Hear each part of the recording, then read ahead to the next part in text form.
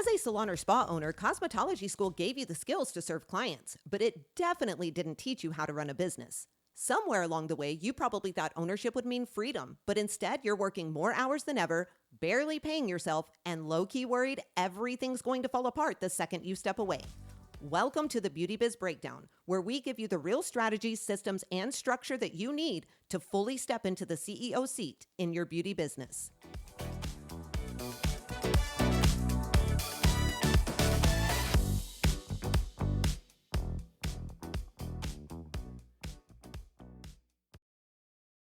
Hey friends, welcome back to the Beauty Biz Breakdown, the go-to podcast for salon and spa owners who are ready to build a more profitable, more predictable beauty business. I'm Brie, and as always, I've got my co-host Chandra here with me today. Hey girl. Hello, hello. How are ya? Doing good. I'm ready to dive into part 2 today, so this should be a good one. Yeah, absolutely. So for those of you out there listening, last episode we talked about your Google business profile. We talked about your categories, your service list, your reviews, your responses, all that kind of stuff. So if you started working through those things, great. Keep going, keep working, get it all fixed. If you haven't, you may want to pause this episode, go back and listen to part 1, and then come back to this episode because you need those things fixed first before you get into what we're going to talk about today. So here's something that a lot of business owners don't know. Your Google profile is literally just a tiny, tiny piece of the puzzle, like very minute. Google isn't only looking at what's on that page, in other words. It's looking at your website, it's looking at your booking system, every directory that your business shows up on, and whether all of them actually match or coincide together. So today we're getting into the part most salon owners never even think about, the stuff happening outside your profile that's quietly deciding whether Google trusts you and your business enough to put you in front and on top so all of the new clients can find you.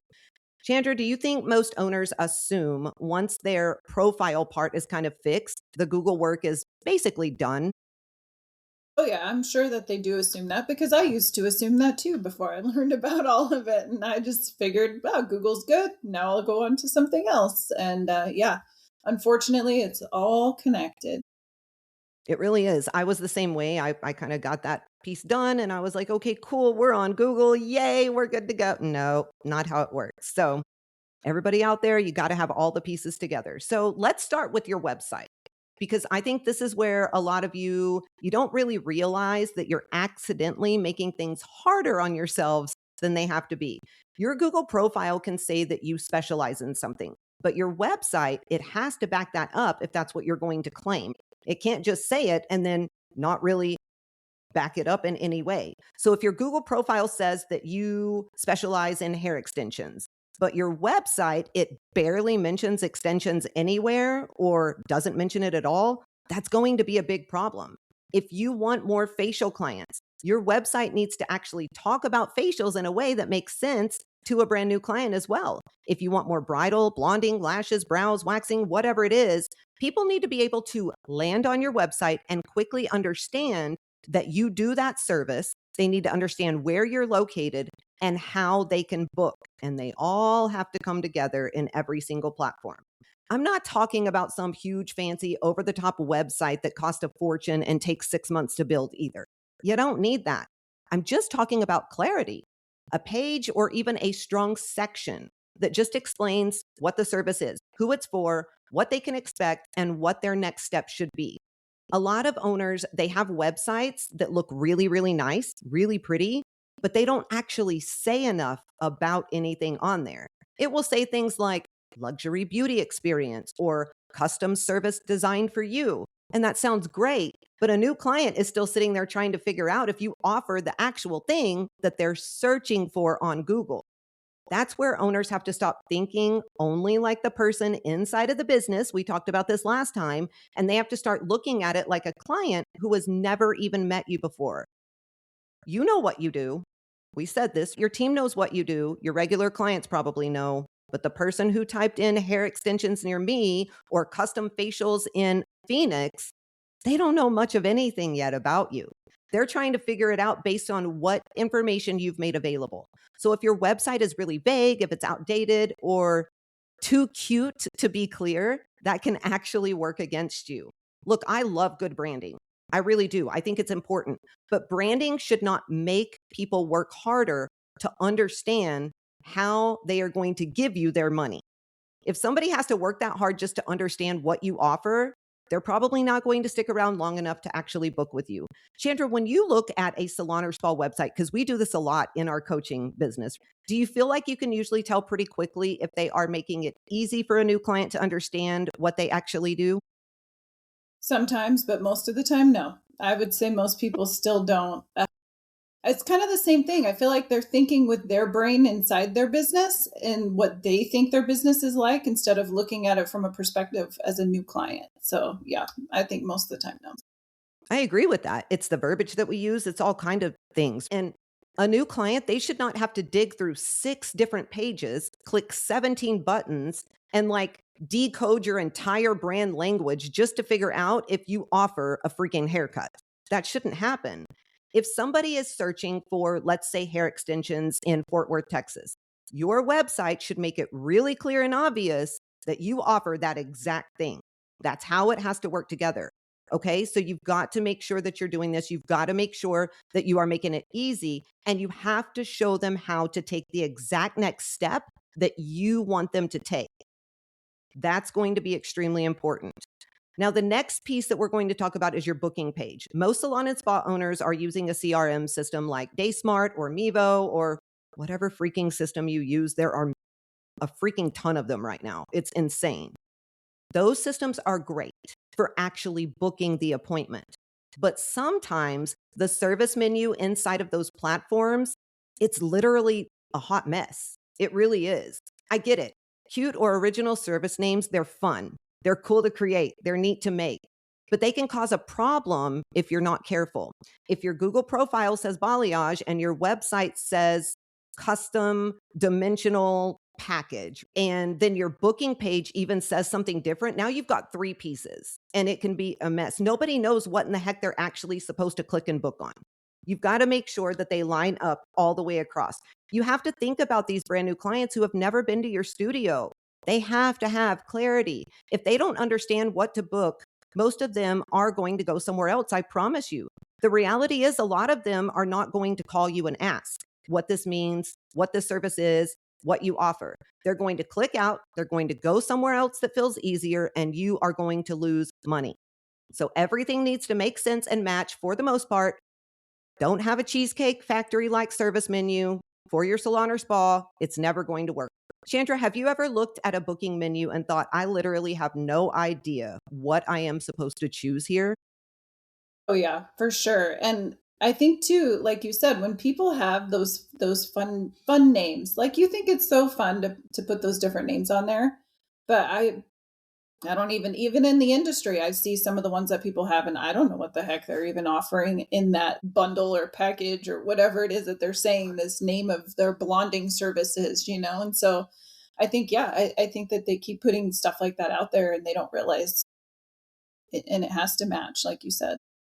Absolutely. It's funny that you say that. I was booking something for my daughter the other day, and I'm in the industry, but I'm not real familiarized when it comes to like a lot of skin stuff. Like that's just not my thing. I know what some of it is, but it's just not my thing.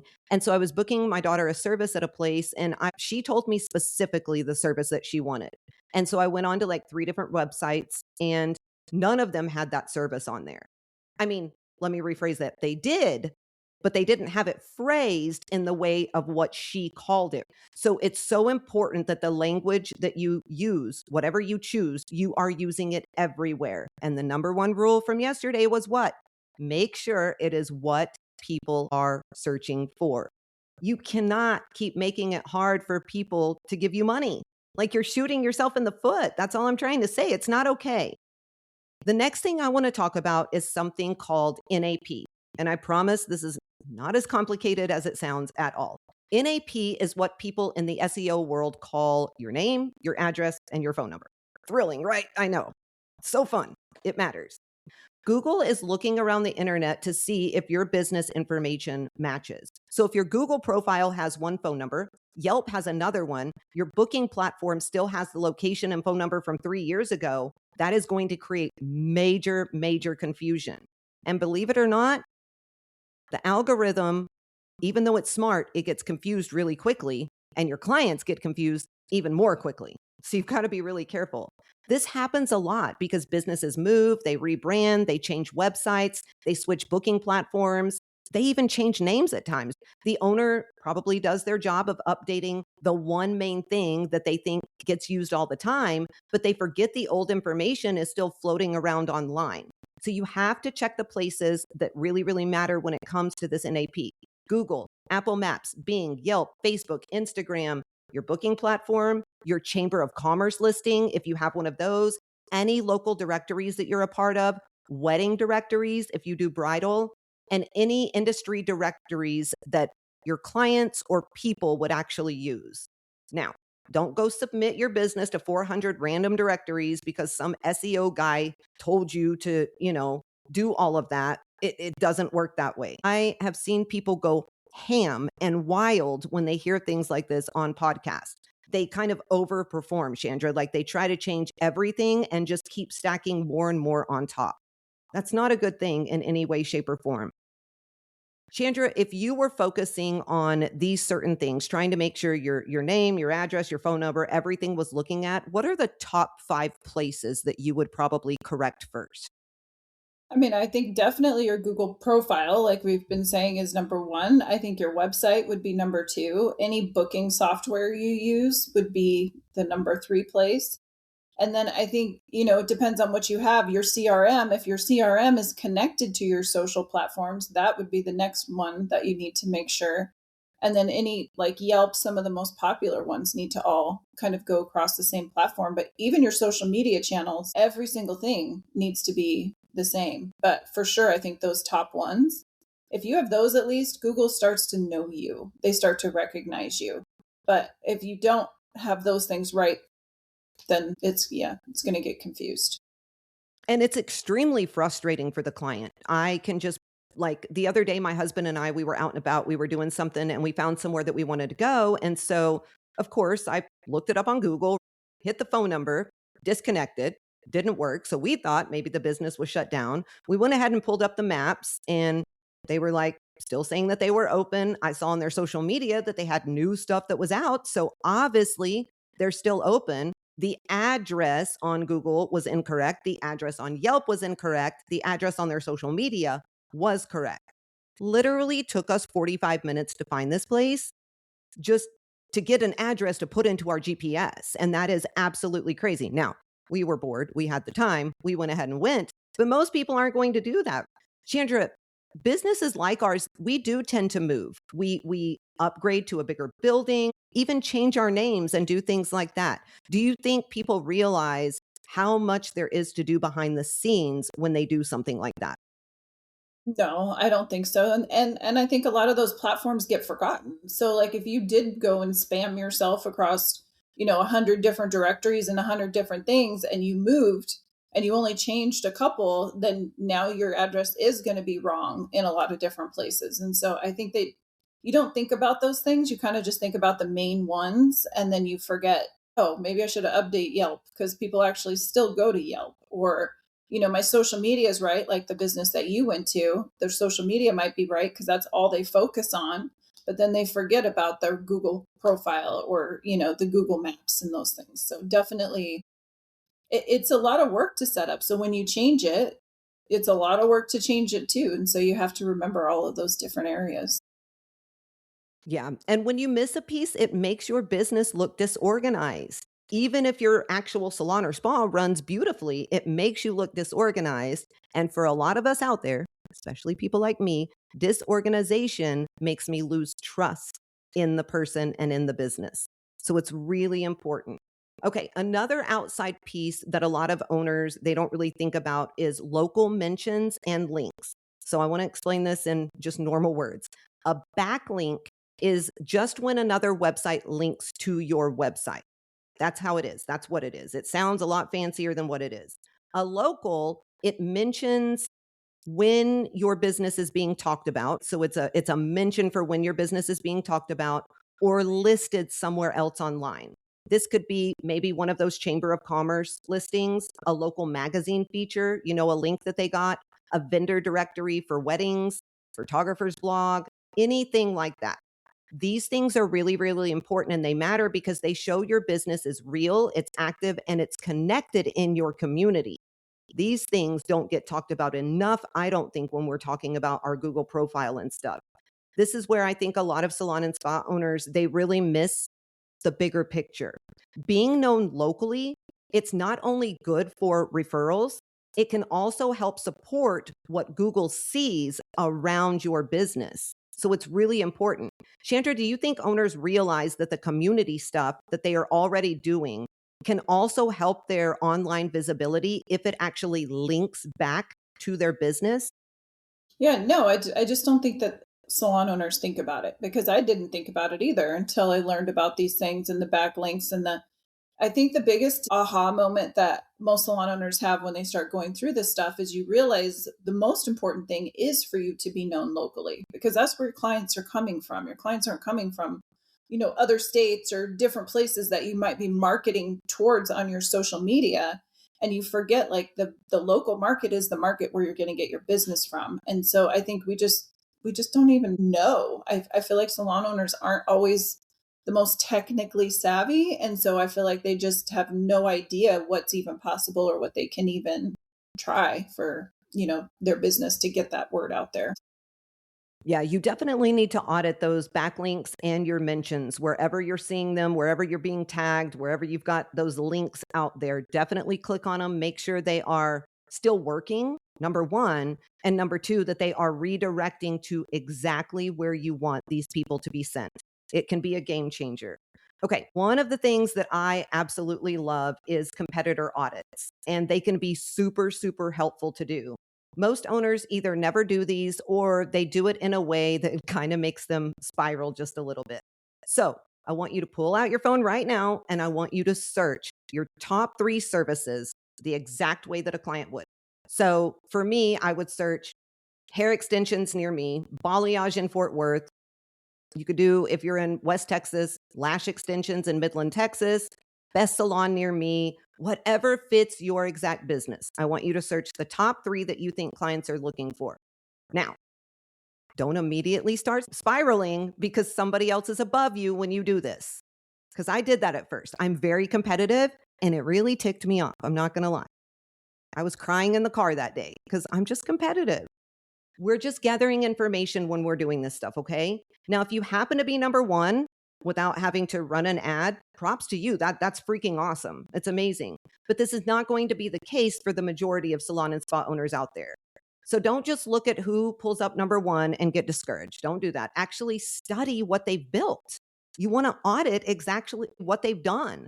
Look at their category. Look at how many reviews they have, how recent those reviews are, whether reviews mention the specific service, their photos, whether their Q&A is filled out, whether they have a booking link. This isn't about copying them at all.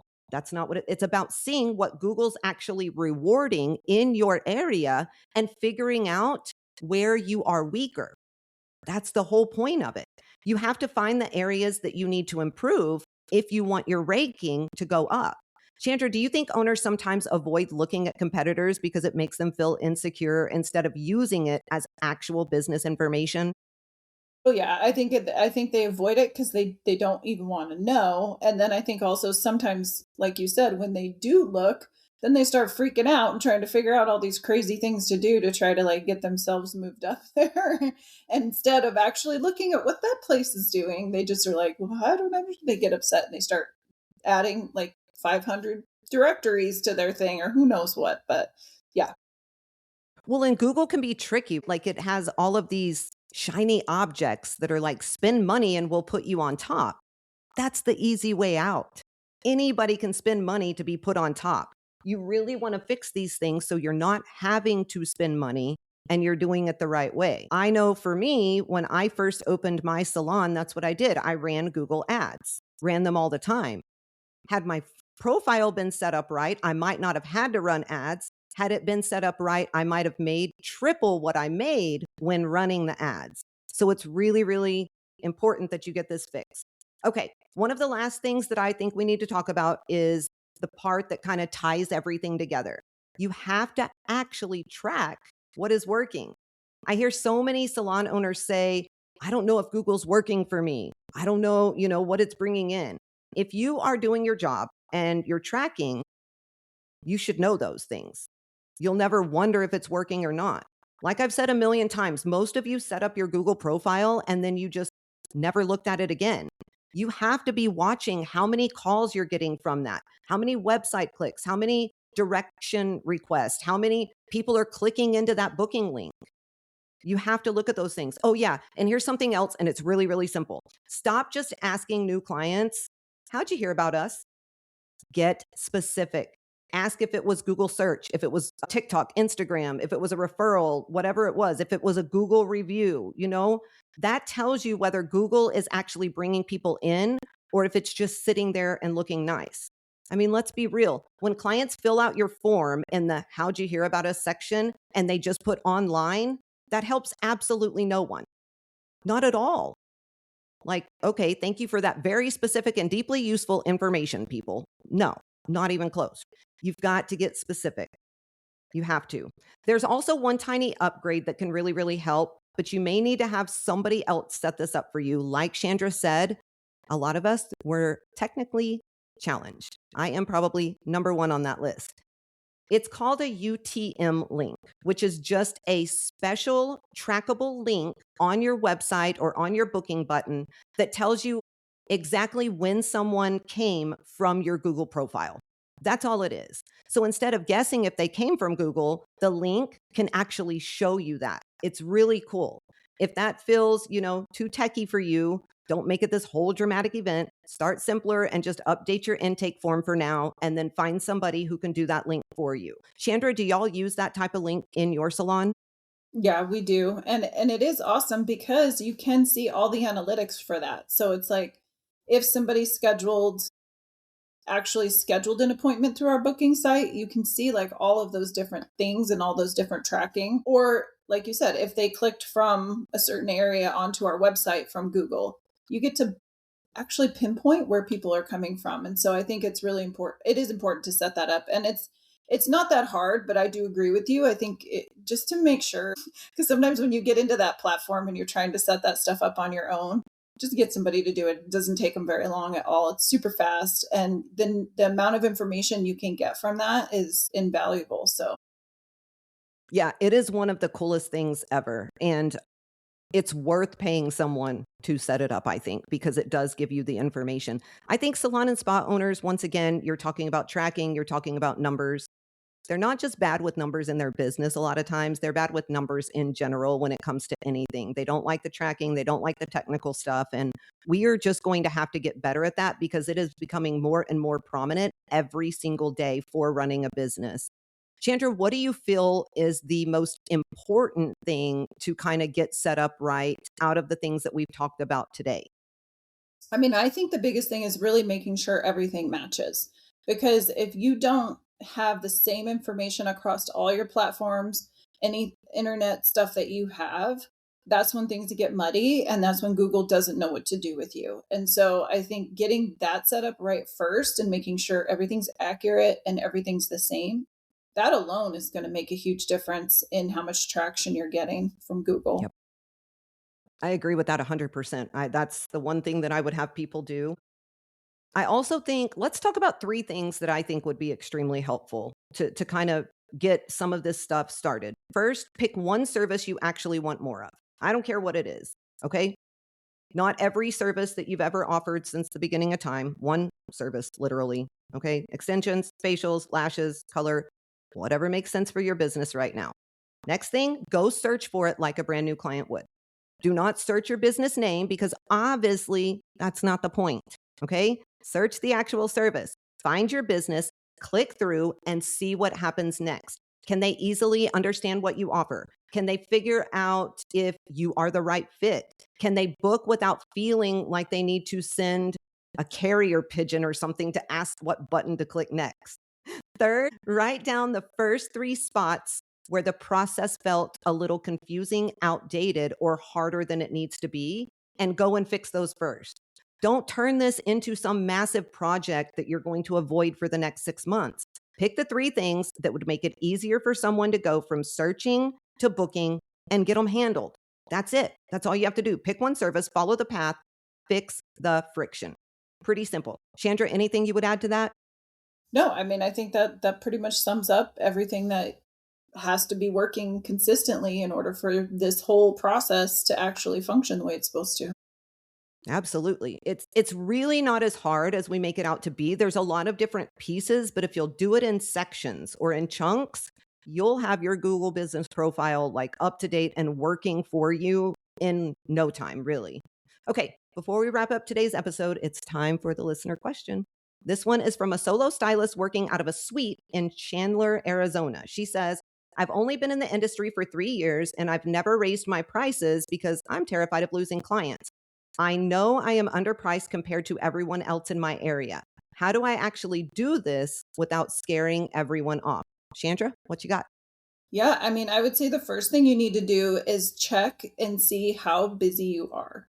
Like, are you actually booked 85% of the time, or are you only booked 50% of the time? Because if you're only booked 50% of the time, then there's some other things going on that you need to work on to retain those clients. Because generally, don't be afraid to raise your prices if you're booked most of the time, because you're going to lose people. You're always going to lose some people, but if you're busy enough, it doesn't matter. And that leaves room for new people to come in at the higher price. So I know raising prices is scary. There's many years that I have like avoided it because I was just afraid to lose people, but you really have to look at it that way. If you're busy enough, it's absolutely time to raise them and you shouldn't stress about it at all. 100%. Since this person is a little bit newer to the industry, what would you have them look at in their business before making a decision on what those prices should be? Yeah, I would start tracking your retention, honestly. Like, I don't know, sometimes solo artists don't track that. They don't really pay attention to those numbers. If you're using any type of like software to track your business stuff, that should be able to tell you that. Even the basic ones, I think, can tell you your retention. But if your retention is really low, then I think you need to start looking at things like maybe how does your service look? Is it super professional? Is the technical skill where it needs to be? Kind of diving into those things if your retention isn't there. If it's high, then that's definitely a sign to start raising those prices. Anything else you would have them look at or just retention? I mean, I think just retention and really their productivity mostly. I think if they're building a strong business, then their revenue is going to be there. And so if your revenue is there, then you're definitely ready. If you are, I mean, actually, the other thing you really need to look at too is going to be your cash flow. How much money are you bringing in? If your prices are so low that you can't cover your rent and you can't cover things, then you definitely need to raise your prices right away. But I think you have to be careful and make sure that you're in a good spot, that that's not going to negatively impact you. Absolutely. And just know raising prices are part of business ownership and you're never going to get away from it. Like, I get so discouraged by seeing people that comment on our social media. They're salon owners, they're solo professionals, and they're like, I've been in the industry for 35 years and I would never charge what you're saying to charge, or I would never do. And I'm like, that's why you're still in the industry 35, 40 years later, working your butt off behind the chair 6 days a week, 10 hours a day, because you don't want to make the business decisions that a business owner has to make. We aren't ever trying to screw anyone over. We are never telling people to, charge their clients a ridiculous amount of money. The reality of the situation is businesses have cost associated with them, and you have to be able to pay for all of your expenses and pay yourself a livable wage for doing the services that you do, period. So keep all of that in mind. All right, friends, as we wrap this one up, I want you to remember this. Your business is speaking for you before you ever get a chance to. That's the reality. Before somebody walks in, before they meet your team, before they experience what you have built, they are already forming an opinion based on what they can find online. And that's the part everybody has to realize, and they have to start taking it seriously because that's a part of leadership, whether you're leading yourself or you're leading a team. Sure, it may not feel exciting. It may not be the thing that you want to do on a random Tuesday, but making sure your business is clear, current, and easy to trust, that is an important part of owning a business. So do the check. Look at it like a client, fix the obvious stuff first, and stop letting little things create doubt for people who were already interested in you. It's going to hurt you a lot. If you're a salon or spa owner out there and you need more structure around maybe your marketing or your numbers or your team or how your business is actually running, head over to our website, thebeautybizagency.com, grab some of our free resources, check out our coaching options, or book a free strategy call with our team. We help salon and spa owners build more profitable, more predictable beauty businesses every single day. If this episode helped you, share it with another salon owner that needs to hear it. Also, if you have a second, please leave us a 5-star review so other beauty pros can find the show. Make sure that you're subscribed so you don't miss out on all the stuff we have coming up next. Chandra, how do they do that? Yeah, make sure you're connecting with us on social media at the Beauty Biz Agency on Instagram and Facebook, or the Beauty Biz Mentors on TikTok. And we would love to hear from you guys. So definitely stay connected. Right on. Until next time, keep your head in the game, keep paying attention to what your business needs, and do not let the little things be the reason you miss bigger opportunities. Now go out there, make bank, run the show, and ditch that chair. And as always, keep slaying those business goals with a whole lot of swagger.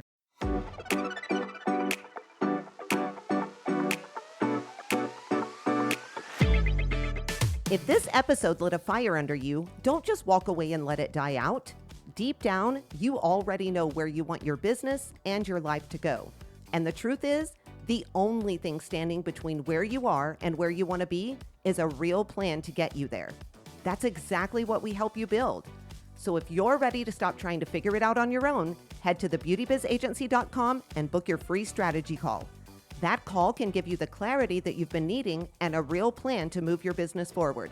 Because at the end of the day, the only thing standing between you and the salon business you've been dreaming about is whether or not you're willing to take the action and the steps in order to build it.